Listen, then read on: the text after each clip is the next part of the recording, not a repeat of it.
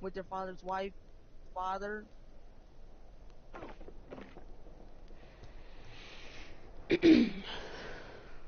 You are not to have sexual relation with your father's sister because she is your Alright, mother's close another relative. beautiful You are Sunday, not to have sexual bro. relation with your mother's sister because she is your mother's close relative. You are not to disgrace your father's brother by having sexual relations with his wife. Hello, Kingsley. Welcome back. Hello, bro. Is my We're mic working? halfway. Yes, your mic is working. Okay, We are good. currently halfway through the lesson right now. Okay. We are currently reading Leviticus 18. We are on verse 16. We're talking about very weird things, so. You're not to disgrace your father's brother by having sexual relation with his wife, because she is your aunt. You are not to have sexual relation with your daughter-in-law, because she is your son's wife, and do not have relations with her. You're not to have sexual relations with your brother's wife, because this is your brother's wife. You are not to have relations with both a woman and her daughter, nor are you to have relations with her son's daughter or her daughter's daughter. They are close relatives of her, and it would have been shameful. You are not to take a woman to be a rival with her sister and have relations with her while her sister is still alive. You are not to approach a woman in order to have relations with her when she is unclean from time of nida. You are not to go to bed with your neighbor's wife and thus become unclean with her. You are not to let any of your children be sacrificed to Molech, thereby profaning the name of your God, for I am Adonai. You are not to go to bed with a man as with a woman, it is an abomination. You are not to have sexual relation with any kind of animal, and thus become unclean with it. Nor is any woman to present herself to an animal to have sexual relations with it. It is perversion. This is going to be very copyright for my channel, so we're going to get rid of the sexual part and just say relations, okay? Yeah. I'm streaming too, so like It's, family friendly yeah, and stuff. Yeah. yeah. Do not make yourselves unclean by any of these things, because all the nations which I am spelling ahead of you are defiled with them. The land has become unclean, and this is why I am punishing it. The land itself will vomit out its inhabitants, but you are to keep my laws and rulings, and not engage in any of these disgusting practices, neither the citizen nor the foreigner living with you. For the people of the land have committed all these abominations, and the land is now defiled. And if you make the land unclean, it will vomit you out as well, just as it is vomiting out the nation that was there before you. Okay. For those who engage in any of the disgusting practices, whoever they may be, will be cut off from their people. So keep my charge not to follow any of these abominational customs that others before you have followed, and thus defile yourselves by doing them, for I am Adonai, your God. Leviticus 19. Yes. Um uh not it doesn't have to be now, but at the end of the church, can you like comment on one of my videos so I can support you? Sure. Okay. I'm gonna do that. It looks better like this. Okay. Leviticus 19. So do 19 and then 20, and then we're stopping at the beginning of 21. So we're getting there. Ooh, 21. I remember that being back in the day. The good old days. Anyways, so God said to Moses once again, speak to the entire community of Israel. Tell them, you people are to be holy because I, Adonai, your God, am holy. Uh Okay, so with this one, Kingsley, this for you too. So every church, we learn different things. Today, we're learning about how we can love our neighbor as ourselves. Like, so the title of or the name of this video would be and hold on. How does loving our neighbors affect to us today? Which once we're done with this, we're gonna talk about that. All right? And we're getting to that part right now. And if you and only the OGs remember, a couple months ago when we were still in the book of Exodus, we were talking about the Ten Commandments. That was one of the commandments to to um to not covet any of your neighbor and the golden rule. You know the golden rule? No. Treat others the way you want to be treated. And then the Ten Commandments, love your neighbor as yourself.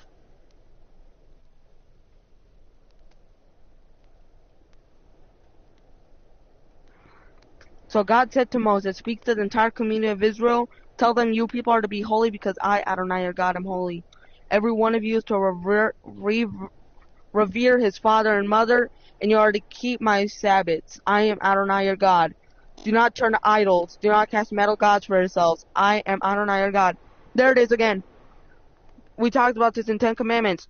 One of the first 3 commandments, do not make idols for yourselves. And that's a sin. That was a sin that the people of Israel did when they made the golden calf. Moses had to do a bunch of meetings with God so that he could forgive them, because he wanted to destroy Israel and start all over again with Moses. Moses reminded him that he made a promise that he would never do that. And God showed them mercy.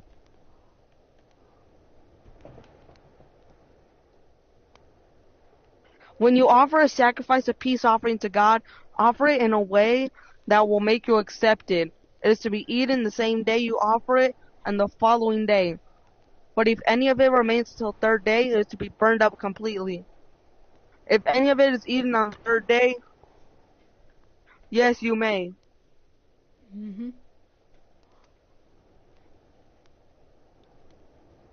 It is to be in the same day you offer it up, and the following day.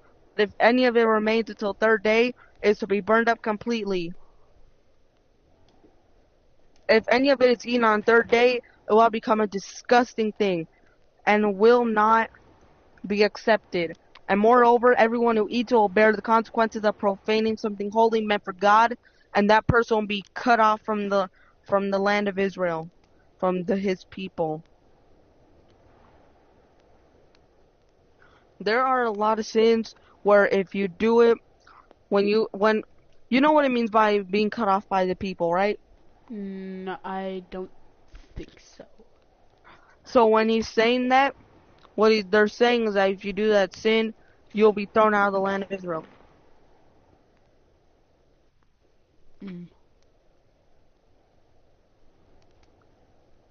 When you harvest the ripe crops produced in the lands, don't harvest all the way to the corners of your field. Don't gather the ears of grain left by the harvesters. Likewise, don't gather the grapes left in the vine or fallen on the ground. There he is. After harvest, leave them for the poor and the foreigner, for I am Adonai your God. Dang, bro turned into a hot dog. How diggity dog. Do not steal, defraud, or lie to each other. Do not swear by my name falsely, which will be profaning the name of your God, for I am Adonai. Do not oppress or rob your neighbor. Specifically, you are not to keep back the wages of a hired worker all night until morning. Do not speak a curse against a deaf person or place an obstacle in the way of a blind. Rather, fear your God, for I am Adonai. Do not be unjust in judging. Show neither partially to the poor, no deference to the mighty, but with justice. But with justice, just judge your neighbor. Do not be unjust in judging. Show neither partially to the poor nor defiance to the mighty, but with justice judge your neighbor. Do not go around spreading slander among your people, but also don't stand idly by when your neighbor's life is at stake, for I am Adonai. Do not hate your brother in your heart, but rebuke your neighbor frankly, so that you won't carry sin because of him. Don't take vengeance on or bear a grudge against any of your people. Rather, love your neighbor as yourself, for I am Adonai. There it is. Love your neighbor as yourself.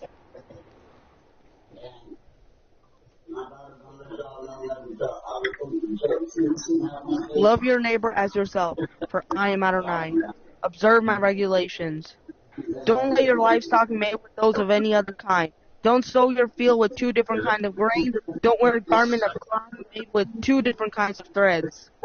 If a man has relation with a woman who is a slave intended for another man, and she had neither been redeemed nor given her freedom, there is to be an investigation, and they are not to be put to death because she was not free. In reputation, he is to bring a ram as a guilt offering for himself to the entrance of the tent meeting. The Kohen will make atonement for him with the ram of the guilt offering before God for the sin he committed, and he'll be forgiven for the sin he committed. Oh. Why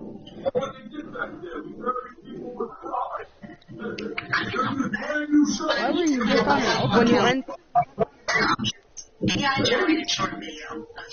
When you enter the land and plant various kinds of fruit trees, you are to regard its fruit as forbidden for 3 years, and it will be forbidden to you and not eaten. In the 4th year, all its fruit will be holy for praising God. In the 5th year, you may eat its fruit, so that it will produce even more for you. For I am Adonai your God. Do not eat anything with blood. Do not practice divination or fortune telling. Don't round your hair at the temples or near the edges of your beard, and don't cut gashes in your flesh when someone dies, and don't tattoo yourself, for I am Adonai. Dang, even back in the day, you couldn't do tattoos. Do not debase your daughter by making her a prostitute, so that the land will not fall into prostitution and become full of shame. Keep my Sabbaths and revere my sanctuary, for I am God. Do not turn to spirit mediums or sorcerers. Don't seek them out to be defiled. I am Adonai your God. Stand up in the presence of a person with gray hair. Don't respect for the old. You are to fear your God, for I am Adonai. If a foreigner stays with you in your land, do not do him wrong. Rather, treat the foreigner staying with you like the native born among you.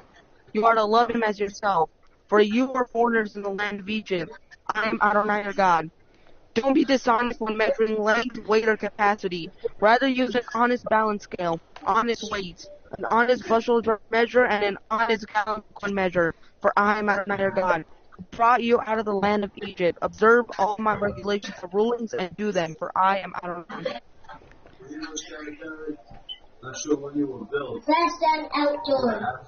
Would you like to read chapter 20?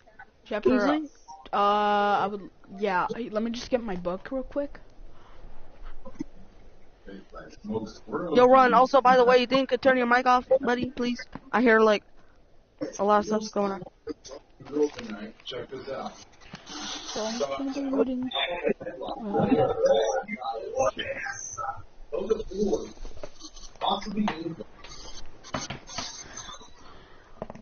So you said chapter 20 of what? Leviticus 20. I've never seen anything quite like this in my life. Alright, so Run, I just muted you right now for a bit because I hear a bunch of noises. Alright?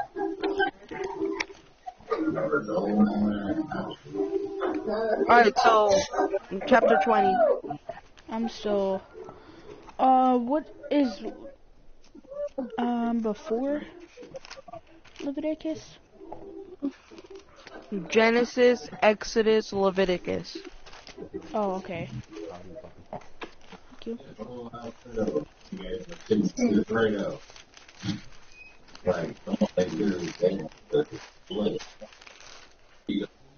Upside down, I get you lose it. Guaranteed. Okay, I'm on Leviticus now. Alright. You can read Leviticus 20. 20, it doesn't show me any, like, numbers. What page is it? For me, it's page 125. Page 25. Make a that's a long video. Gary. Okay, I'm on 25 now. Alright. Okay. If his offering for a sacrifice of peace offering to the Lord is an animal from the flock, male or female, he shall offer it without, what's that word? What's the next one? Defect? No, Blemish.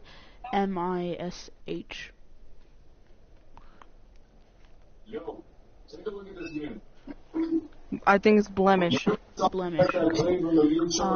If he offers a lamb for his offering, he shall offer it before the Lord, lay his hand on the head of his offering, and kill it in front of the tent of meeting, and Aaron's sons shall throw its blood against the sides of the altar. Then from the sacrifice of the peace offering he shall offer as a food offering to the Lord. Its fat he shall remove the whole fat tail, cut off the backbone and the fat that covers the entrails. Hold up, I have to mute run real quick. I cannot hear myself. That just looks like Japanese, somebody that's scary, right? Okay, I can mute him real quick because I cannot do anything.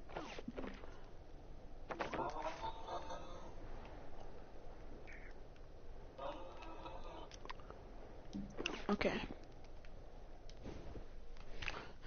So, what word did I, some food offerings. Mm. I was on a, food offering thing. Where was it? I think verse 10. I was on backbone, right? Yeah.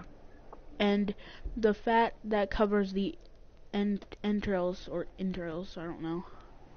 And all the fat that is on the entrails, and the kidneys with the fat that's on them. Is that loans? I don't know what that, no. I can't tell if that's like an L or not. Loins.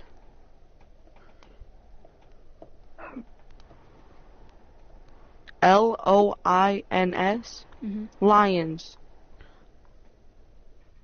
Okay, lions. And the long lobe of the liver that, what? Okay, okay, I have to, hold up, I'll be right back. My mom's calling me.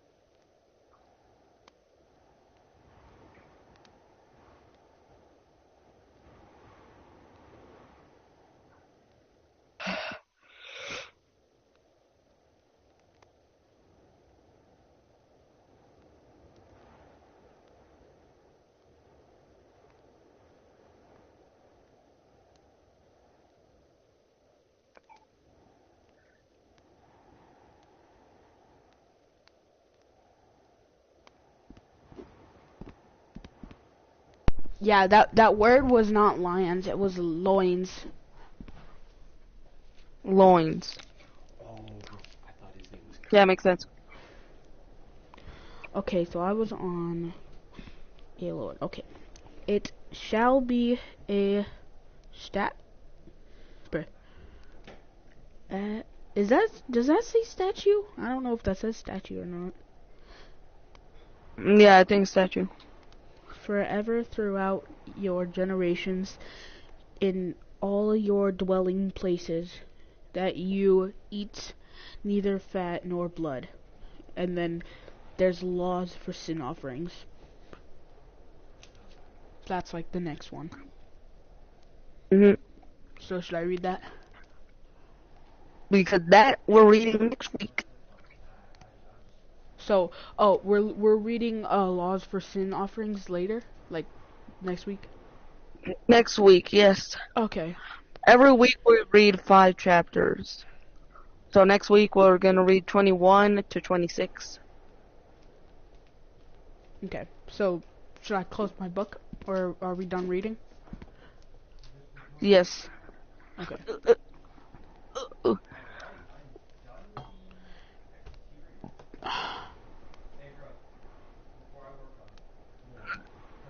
What are you trying to do?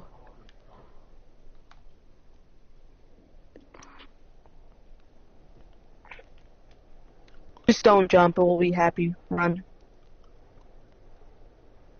Oh, I'm gonna unmute him. Oh yeah. Alright. Make VR that looks like a little ugly one. Are y'all both on Okay, well VR? we're not done yet. Are y'all both on VR? Yeah. Okay, we're not done, you said? Alright. Yeah, no. Yo, Keizo, get back. Queso's crazy. He has skinny legs somehow. Sit down. We're not done, buddy. Yeah, I'm gonna put him back on mute, because that's gonna... Yeah. Anyways, so we're gonna talk about how this reflects to us today. And this week's Parsha contains one of the most famous verses in the entire Torah. Hayak. Love your neighbor as yourself.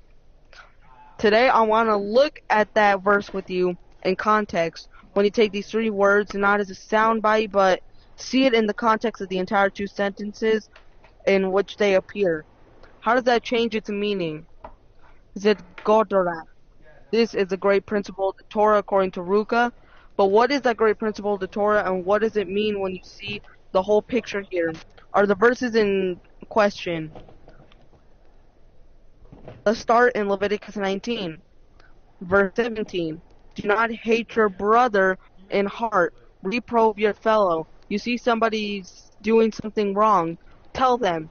About it comes from the word show to point out and do not carry upon yourself a sin. Do not take revenge, do not nurse a grudge against your people, and love your neighbor as yourself. I am God. Those are the verses.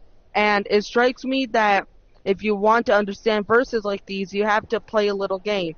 I call it take it apart and put it back together again. Who wants to play that? Good, everybody does.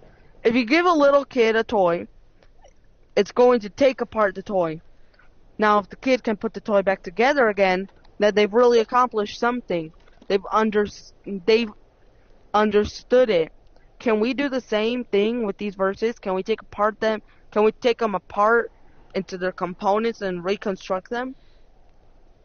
Well, here's the trick with reconstructing them. There are 4 basic ideas. Maybe with some subcategories you can imagine it almost like a skeleton. The ideas here are bones. But what are the ligaments? What are the connecting points between those bones? Well, the Torah doesn't actually give us the ligaments. It just puts the ideas out. There, it's up to us to figure out how do these ideas connect. And an interesting exercise is if you could put conjunction words in there like and but, because what words would you put in to make sense of how these 4 ideas actually connect to each other? That would be putting it back together. So let's try it out.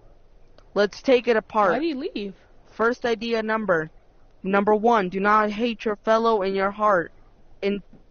Interestingly, if I would have just asked you and I said, does the Torah consider it okay to hate somebody, many of us probably say no. Hatred is a bad thing, and you see it in the verse. But look, carefully, it doesn't say don't hate your fellow. It says don't hate your fellow in your heart. What is in your heart, add now. Let's go to the idea number again. Reprove your fellow if they're doing something wrong. Tell them about it and do not bear a sin upon yourself. How does that fit with the larger idea?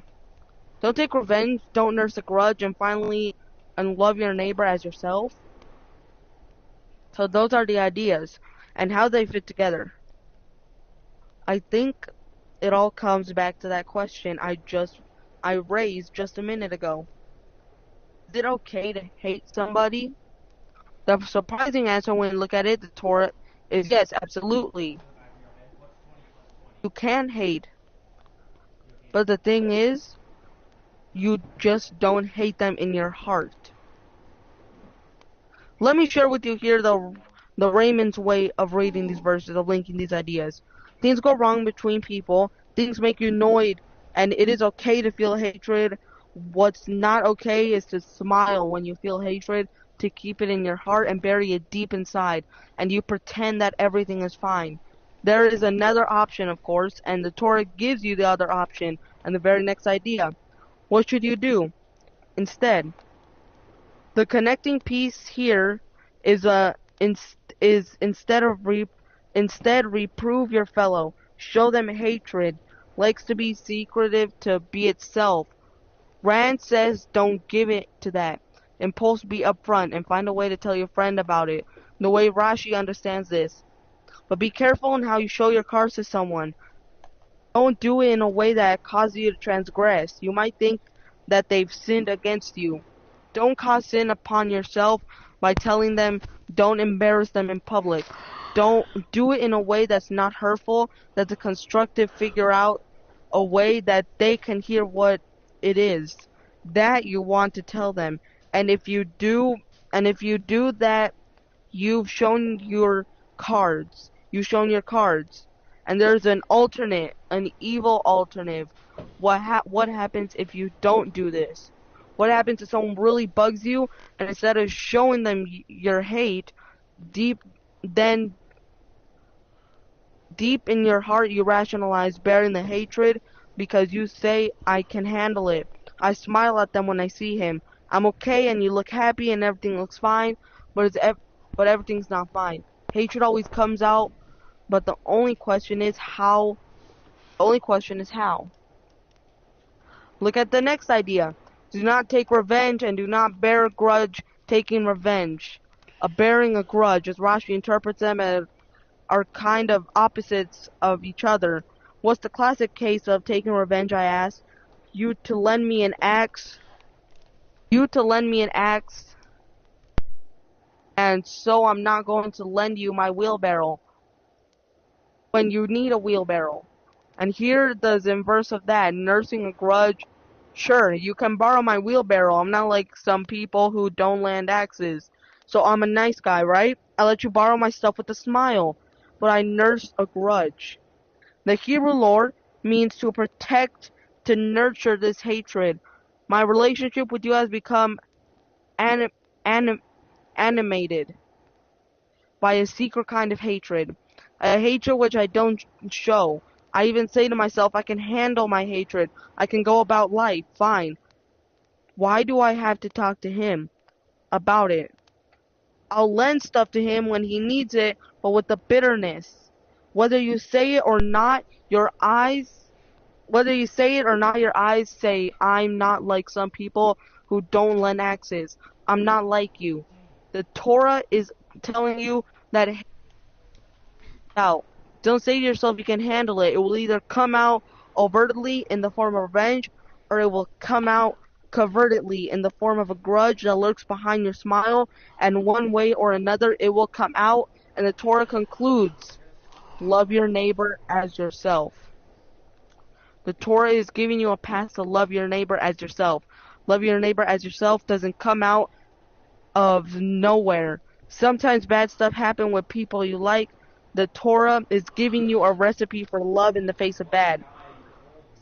Step one, you would want to hate him, fine, but don't. hate him in your heart. You can hate, no problem, hate away. Just you have to lay out. You have to lay out carefully and constructively in the best way you can. What is it that's bothering you? Think about what a check on hatred that really is. If I'm allowed to hate, if I'm allowed to hate. But first I have to make my case to you.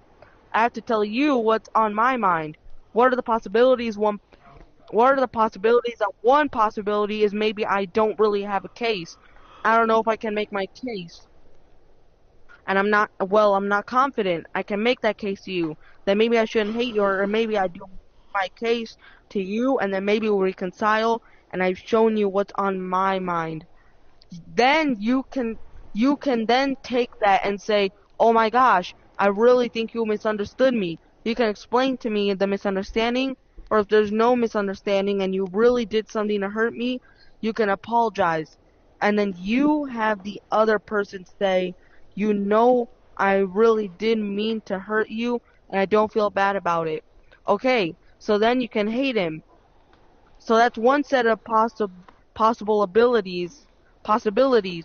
But whatever you do, don't buy your hatred and hate your fellow in your heart while you smile on the outside. Because if you do that, your hatred is doomed to come out as revenge, as a grudge. Put your cards on the table. That's the way hatred gets dissipated. That's the way you love your neighbor as yourself. That's how you get to love. Love that works through the problems and takes the misunderstandings and the little slights and all the little things that can destroy love, and instead turns them into a building block for a true love.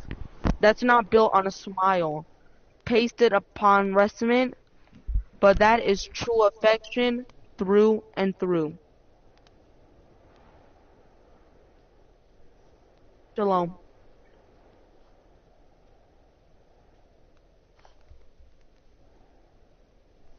Go ahead and stand with me. I almost just went to stand in real life. Well, you can stand in game or real life. I recommend real life. I need to lift this real quick. Wait, you know what? No. Oh my gosh. Okay.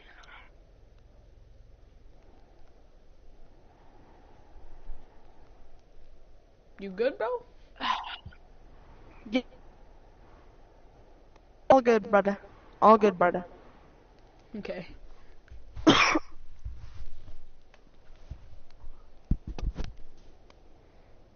Alright, that maker pen's just gonna stay there? I guess it's gonna stay up there. It's an artifact now.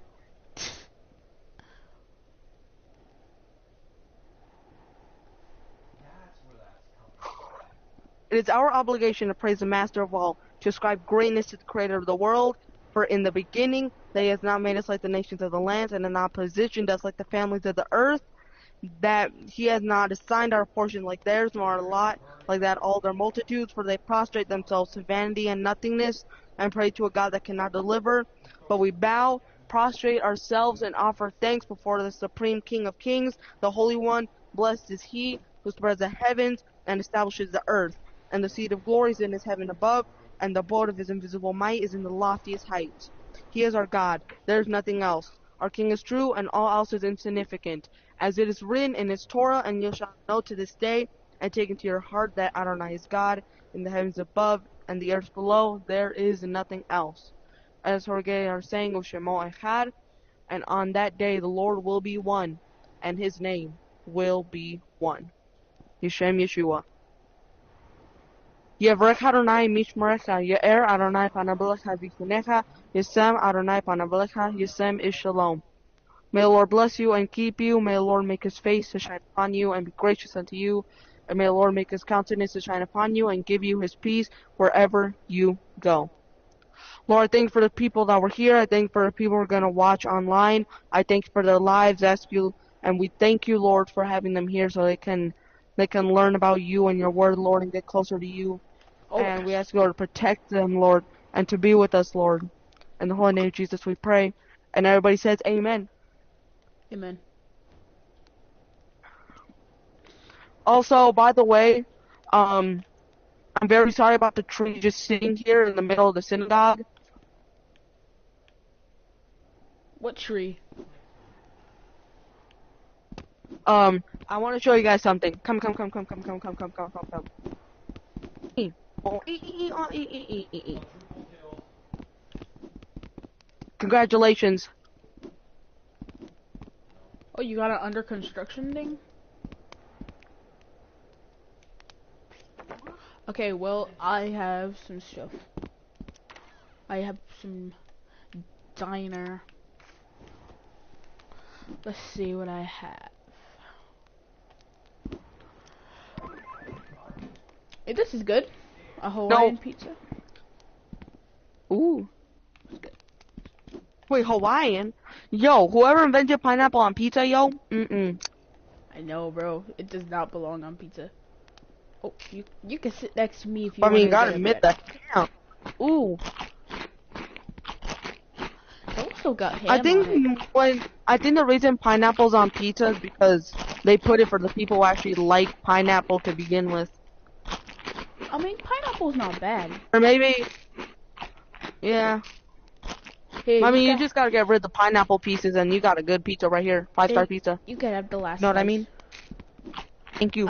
I got some more anyway. Here, we can have Oh, we'll do all next week. some coffee. Hold on, Chad. I need to post this real quick. Yo, coffee. I know, bro. We gotta earn ourselves that energy. Yes, bro. For next week, bro. Mhm. We'll split it. I'll have 2. You have 2.